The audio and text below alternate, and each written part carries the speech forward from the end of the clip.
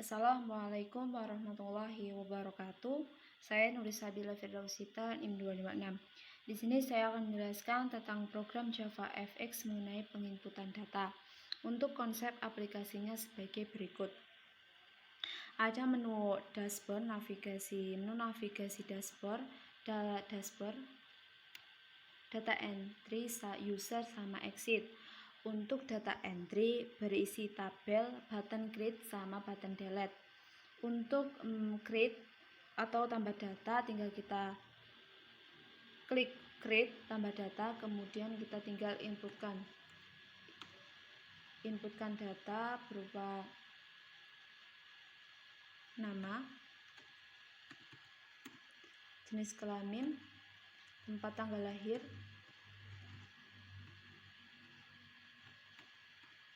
agama, nomor HP,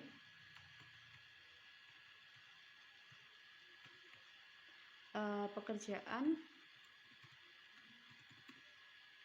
sama pendidikan.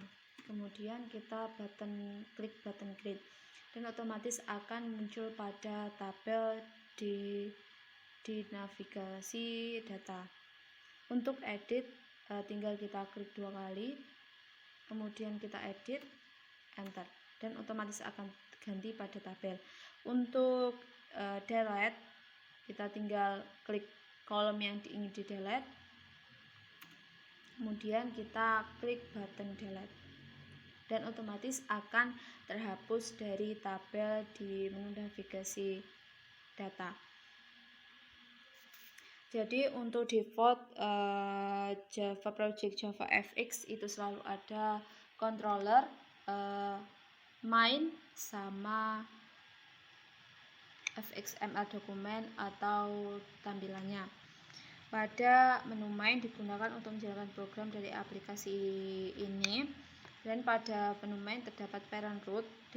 Kode ini digunakan untuk menampilkan tampilan, dan tampilan yang ditampilkan adalah file XML dokumen, dan file XML dokumen ini dapat diedit pada scene builder.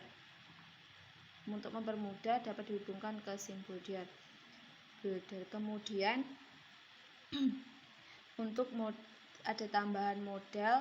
Pada model ini digunakan untuk mendefinisikan objek yang dipakai dan berisi operasi get, set, konstruktor, metode, bentukan, dan array untuk menyimpan data.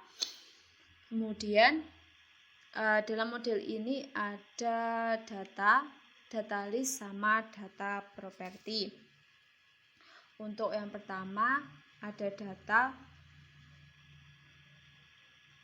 Seperti biasa kita ada pendeklarasian variabel, nama, JPT, agama, pekerjaan, pendidikan, dan nomor.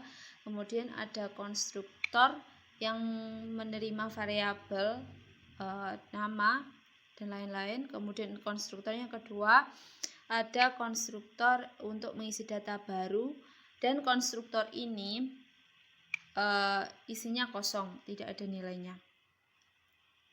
Kemudian ada operasi setter sama getter. Setter mengubah nilai, kemudian getter untuk mengambil nilai. Kemudian ada yang kedua ada data property.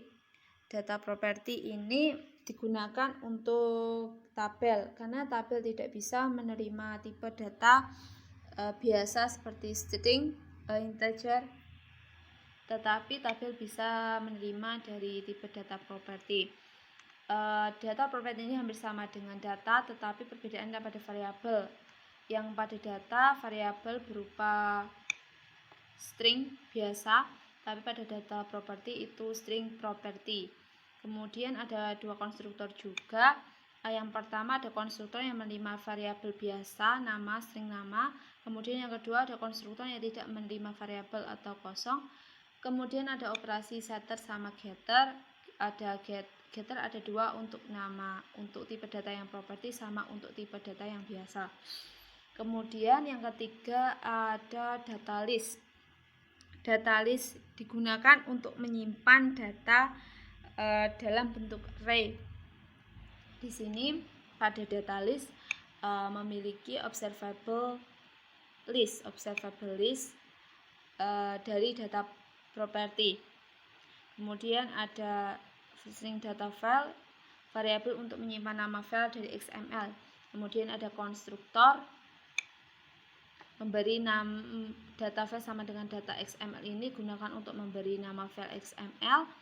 Kemudian ada fungsi untuk mengambil data dari observable list, ada observable data property get dan mengembalikan nilai return list.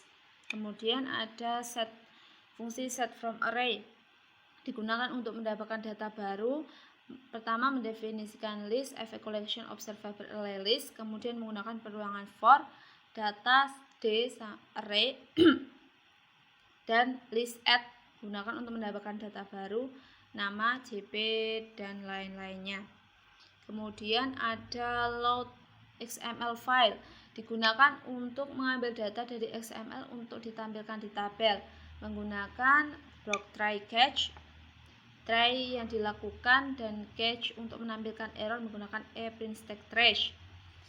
Konsepnya mengambil data dari extreme, kemudian dimasukkan ke dalam array, dijadikan property, kemudian dimasukkan ke tabel. Yang pertama, mengambil nilai dari extreme XS, kemudian memasukkan data ke file XML. Selanjutnya, melakukan pengecekan menggunakan while. Selama dia berisi atau tidak kosong atau tidak sama dengan 1, maka data XML itu akan dimasukkan ke dalam string S. Kemudian dijadikan data array. Jadikan data array menggunakan data array dan memasukkan ke list menggunakan this set from array. Kemudian ada fungsi get array untuk mendapatkan data dalam bentuk array. Data array ini digunakan untuk memasukkan data yang diinputkan ke array baru menggunakan perulangan for, kemudian mengembalikan nilai array. Yang terakhir pada data list itu ada save XML file, yaitu digunakan untuk mengirim data ke XML kemudian menyimpannya. Pertama, mengambil array yang ada menggunakan data array, disket array, mengambil data, kemudian mengambil data dari extreme, lalu data yang dikirimkan ke array menggunakan string XML, access to XML array, kemudian menggunakan block try untuk mengirimkan data ke file XML menggunakan file output stream. Byte batch ini output seperti ini. Kemudian untuk menghandle button-buttonnya menggunakan fxml document controller. Yang pertama itu ada pendefinisian secara global untuk memanggil atau mendefinisikan data list. Kemudian ada properti seperti tabel, kolom, pen, nama text field, seperti itu. Kemudian fungsi ini digunakan untuk menjalankan apapun saat aplikasi ini muncul. Yang pertama ada append set visible, ini digunakan untuk tampilan yang pertama. Kemudian ada data list, data table ini digunakan untuk mengambil data dari XML. Kemudian ada nama kolom set cell value factory, ini digunakan untuk menampilkan data di tabel. Kemudian ada edit table, ini digunakan untuk mengedit data yang ada pada tabel.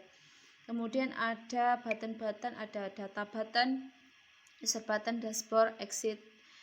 Ini akan digunakan untuk berpindah menghide pen-pen yang ada pada tampilannya. Kemudian ada delete button.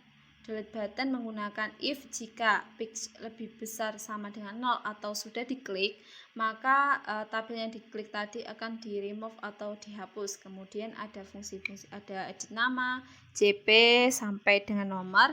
Kemudian yang terakhir ada create button untuk menge-create data yang diinputkan. Itu ada data tabel get item untuk menambahkan data ke tabel. Kemudian ada save XML file, ini untuk menyimpan ke file XML. Dan yang terakhir add page set variable files, ini untuk kembali ke dashboard. Itu tadi penjelasan dari saya. Sekian dari saya. Assalamualaikum warahmatullahi wabarakatuh.